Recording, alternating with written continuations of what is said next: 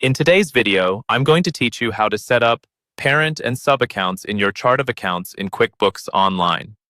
Organizing your chart of accounts with parent and sub-accounts helps you keep your financial data clean and detailed at the same time.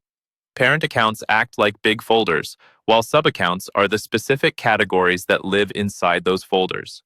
This structure makes your reports much easier to read and gives you better insight into where your money is coming from and where it's going. Let's walk through the process step by step inside QuickBooks Online. First, from anywhere in your QuickBooks file, look toward the upper right corner of the screen for the gear icon.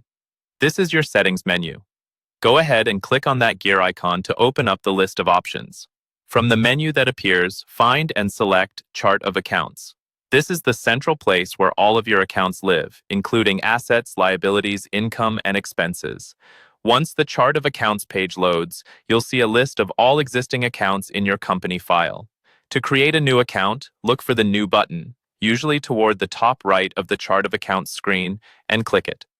This opens a window where you'll set up the details for your new account. Here, start by entering the account name. Use a clear, descriptive name that will make sense later when you're running reports, like office supplies or website hosting. Then choose the account type and detail type from the drop-down menus.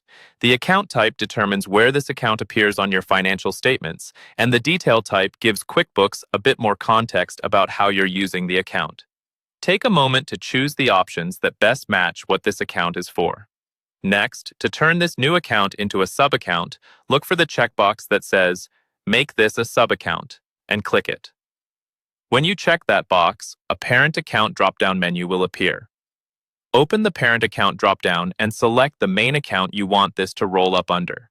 For example, if you're creating Office Supplies Marketing, you might choose a parent account like Office Supplies. This is what creates the parent sub-account relationship and makes your reports more organized and summarized. If you're setting up a balance sheet account, such as a bank account, loan, or asset, you'll also see fields for opening balance and as of date.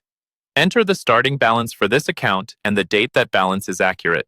Be careful here because this information affects your beginning balances and overall financial accuracy. Once everything looks correct, click Save.